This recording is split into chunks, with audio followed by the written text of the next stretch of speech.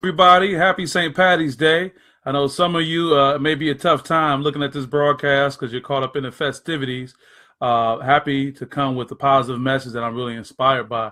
Uh, are you an elephant on a string versus living with no boundaries? Elephant on a string versus living with no boundaries. I once heard the story about an elephant on a string years ago, and it stayed in my mind.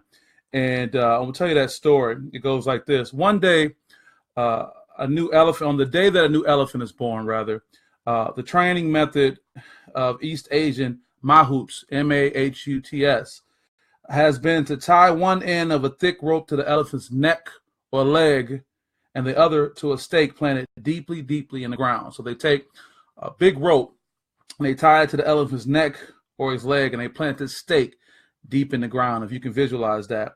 So from birth, the young elephant struggles to fight to free itself, as all creatures would. It's human nature. It tries to free itself day after day from this strong rope around its neck or its leg that's planted deeply in the ground.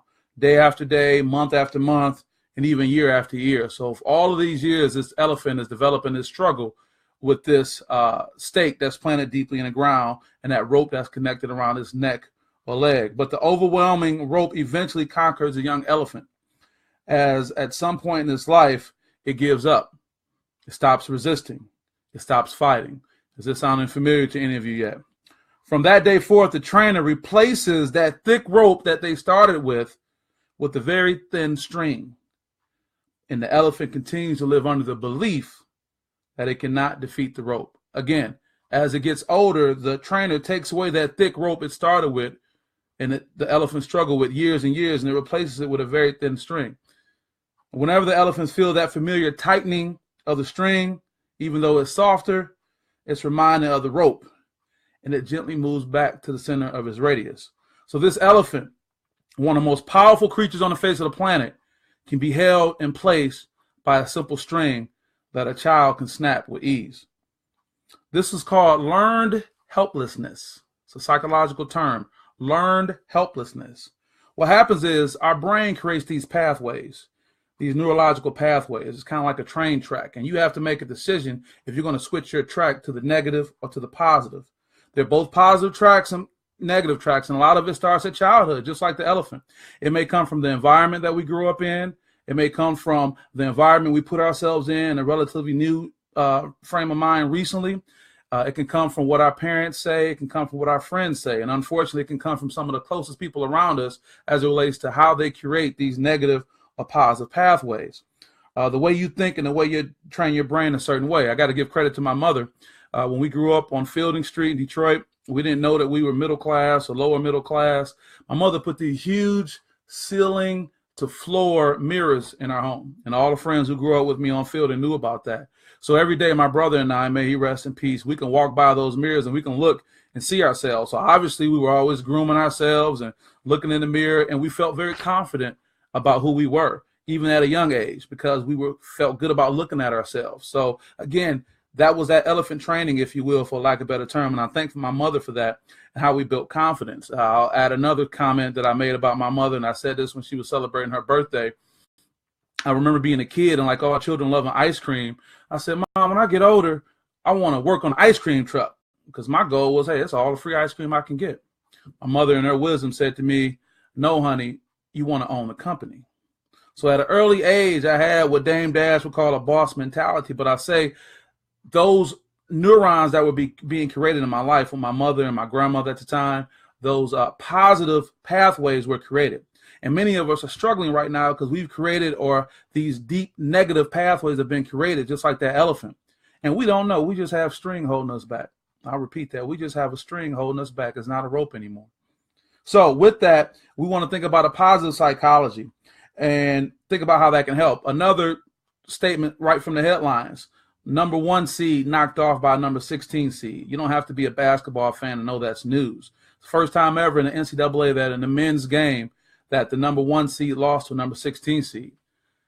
I think it happened already in women's basketball, but I'll tell you what, many of us are number 100 seeds who've knocked off 1 seeds, meaning that you have to realize that your life is your own history.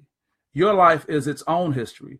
You have the ability every day to be a number 16 seed to knock off a number 1 seed. If you find something that you believe in and you work on it, your life can be a historical change every day, all the time. That's that learned helplessness versus learned optimism. There's a great video on that. I'm going to make sure to post that shortly. Going back to you creating history for yourself and you being that number 1 seed that can knock off that symbolic 16 seed. They say the risk of heart attack increases significantly if you answer no to the following questions. I'll repeat that. The risk of heart attack increases significantly if you answer no to the following 2 questions. One is, are you a happy person? And the second one is, do you love your work? One is, are you a happy person? And do you love your work? And if you answer no to these questions, your risk of a heart attack at 9 a.m. on Monday morning, which is when most heart attacks happen, more than half, increases significantly. So you may say, Lindsay, don't talk to me about my job. I got to go to work. I got to do what I got to do. And my happiness, well, I'm in this relationship or something else is going on while I'm not as happy as I can be. But my response to you is that it's to your betterment of your health, to put yourself in a mindset where you can focus on those positive pathways, whether it's through the relationships you're in, the life you're living, or the work that you're doing.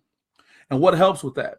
You know, I'm a big proponent of mindfulness and meditation, and the psychologists say the same thing. Meditation forces the brain to be present, meaning that instead of looking at the left side of the brain, which focuses on anxiety and stress, things that are necessary in our life, but so you don't totally focus on that. If you meditate, if you practice breathing relaxation techniques, if you can stay present, it is almost impossible for you to focus on those negative things while the positive aspects of your brain are focused on that. It's really impossible. You can shift from the right side of your brain to focus on that stress and anxiety. You want to stay on the right side compared to the left side. And again, a lot of this goes back to our childhood. A lot of these issues we haven't dealt with, a lot of issues and trauma we've had in recent years that we haven't addressed. And you have to realize that we put these boundaries on ourselves when we continue to dig deeper and have these negative pathways that we go into. And it's hard to break out of it.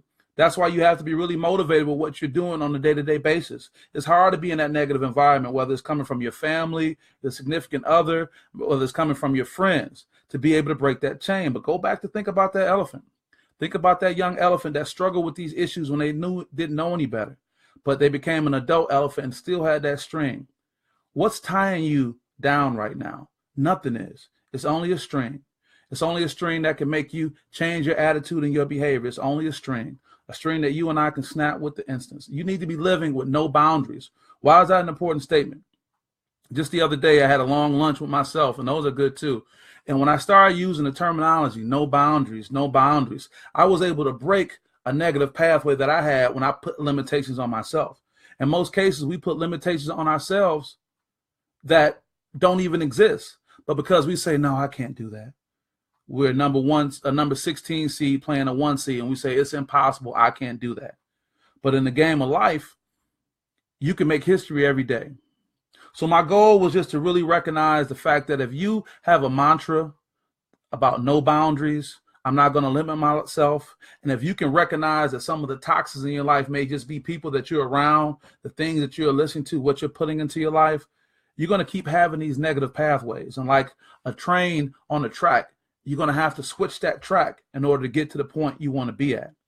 So with that, as I come to the 10-minute mark, I never like to go beyond 10 minutes. I really appreciate everyone who's chimed in. I see Ira Childers is on. Ira and I are going to be together next month on April 18th at Okemos High School for the Night in Sport Day. Was going to be a lot of Night in Sports event, that is, was going to be a lot of individuals there to talk about careers in sport, and I'll be there hosting the table talking about sports psychology.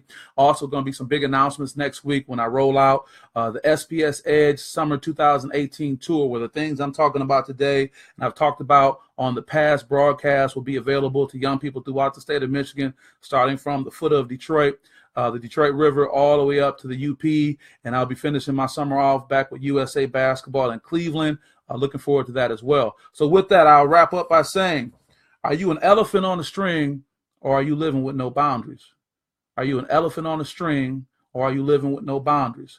Most of us have some type of mental shackle that we have to break. but we have to come out of our comfort zone to do that. But you can only do that for something you're very passionate about. You can only do that for something that's very meaningful to you, not to everyone around you, not to what you saw on TV or the internet, but something that's very meaningful to you. I'll quickly say I left a life in politics. You can see on the wall behind me pictures with Mayor Archer. There's President Obama's on one of those other walls, and I don't regret that experience. But I realized the transition I was having in my life, and we all have it, that sports psychology, and eventually clinical psychology is something that's important to me. So that allows me to be a 16th seed that can overcome any number one. And I want you to have that same power too. So with that, I'm going to sign off. A happy St. Patty's Day. I guess I'm wearing red, but it's green based on how you look at it. So with that being said, thank you very much. And if you have those strings on, you know you can break those strings and live with no boundaries. Thank you all for chiming in. I hope this is beneficial to you. Have a great day.